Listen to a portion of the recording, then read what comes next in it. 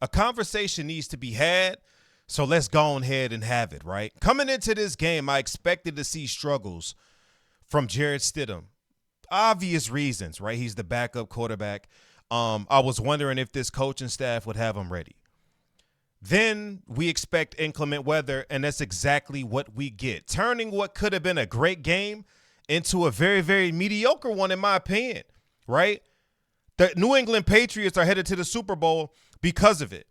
Now, the importance of an offensive coordinator or even an offensive-minded head coach in general, I cannot bloviate more on the importance of a strong offensive-minded coach, right? We saw Josh McDaniels, right? We saw Sean Payton at work today. Sean Payton, of course, didn't pull out the victory.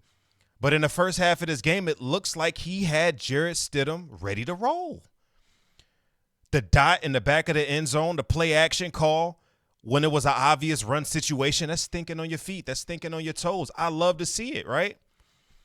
Then, of course, the weather got bad, and that led to not even 400 yards of total offense between both teams. It turned into traditionally what snow games turn into. Running games, playing elite-level defense, and basically let's see who can survive this inclement weather. So if you look at it from a stats perspective, outside of the turnovers from Stidham, he pretty much outplayed Bo Nix. I mean, he pretty much outplayed Drake May, who's the second-team All-Pro. Where the hell has Drake May been the entire playoffs? Everybody's been ranting and raving about how Drake May has taken a developmental leap, right? Which I agree. I could see it. Of course, through the course of the regular season, you could see it. But in these playoffs, let's be honest, he's been mediocre. But here we are. This is why I reach towards offensive-minded coaches being elite-level talents and how necessary they are, especially to the ascension of a young quarterback. Josh McDaniels put it on display today. It wasn't the greatest show of offensive genii by any stretch, but there were moments in the game where you felt like it could slip out of the Patriots' hands, right? Because let's be honest, the Broncos gave it to the Patriots, in my opinion, more than the Patriots actually won this game. Let me know what y'all think about that down in the comments. But situationally, right? Situationally, we saw Josh McDaniels pretty much outcoach Sean Payton from the offensive perspective. No cap, right? For prime example, 2 minutes left on the clock, they're on unwind duties. They can go win the football game with an obvious passing play on like 3rd and 7. What do? They put it in the hands of Drake May and let him scramble to go get the first down to seal the game. That was genius to me. Small things like that during situational football times is what separates the good from the elite, right? Hell of a call by Josh McDaniels in that situation to put the game away. Outside of that, man, this game wasn't pretty much anything to look at and be amazed by. The inclement weather, to me, ruined what could have been a good game. The first drive from Stidham and the Denver Broncos was excellent execution, E for effort, but they just didn't do enough down the stretch of this game. Stidham showed why he's a backup quarterback. The screenplay to R.J. Harvey, and he backpedaled like 18,000 feet and then just chucked it behind him, and they called it a fumble. Honestly, I didn't think that was first of all, I didn't think it was a fumble. Second of all, I didn't think the throw was behind him. It looked like the throw was in front of him, but who am I? I'm just a guy at the same seat, sitting on the same couch as y'all watching the same game. So I don't know. That's my opinion. Let me know what y'all think about that down in the comments. I thought it was a forward pass, right? Either way it goes, just take the sack at that point. Punt the ball, live to see another day. The Patriots scored on that possession. Drake May ran it in for 6. If you go down with the football, punt the football, the Patriots were struggling on offense up until that point. They hadn't yet to convert anything or show us anything on the offensive side of the ball. So why would you put your team in harm's way, put the football in harm's way by turning it over in that situation? If the screen isn't there, the screen isn't there. punt the football, live to fight another day. But they didn't, and of course, that's the reason why Jarrett Stidham is a backup quarterback. Did he have some bright spots throughout the course of this game? Yes, he did. We're not going to deny him that.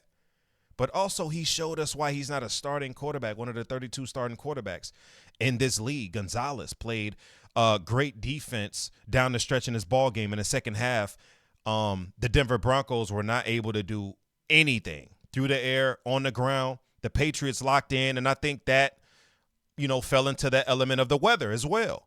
That's why I say the inclement weather kind of stripped us of what could have been a solid football game. It was a solid football game, but I think, to be honest with you, the mistakes that Jarrett Stidham made during the course of this game cost the Broncos this game, right? Of course, they missed the field goal as well.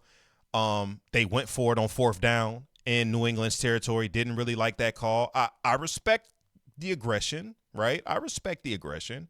But in that situation, I feel like this is the playoffs. You got a backup quarterback. Take the points, right? Jarrett Stidham threw an interception at the end of the game trying to march down a score. Gonzalez closed this game out. He's one of, if not the best corner in the league. The Patriots, man. So my question to you guys is this. Can the New England Patriots actually move on to beat the winner between the Rams and the Seahawks? Because right now, as I'm recording this video, the game is going on. We don't know the outcome of this football game, but I don't think it matters to a degree, because regardless who comes out on top in the NFC, I still think it's going to be a great football game. And this shows you a lot about rebuilding. Who would have thought after the departure of Tom Brady that we'd be sitting here talking about the New England Patriots back in the Super Bowl again? I know I didn't see this, right? Coming out of college, I thought Drake May was going to be a bust. I'm not going to hold you. But he benefited from an easy schedule this year, and they capitalized on that momentum. He hasn't played up to all-pro, second-team all-pro levels throughout the duration of the playoffs thus far. He's made timely plays, right situation, right time, and I think that's more attention should be paid to the coaching staff than it is to Drake May. It's an attribute to that. But if you ask me, this team is a bit premature, but they're capitalizing off the situation provided. So here we go, right?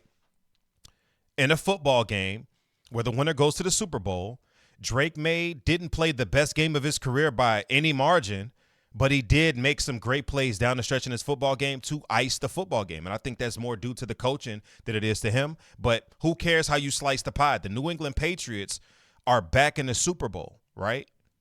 There's teams out here that haven't made it. They're going to their 12th Super Bowl. Let that sink in. Post-Tom Brady era.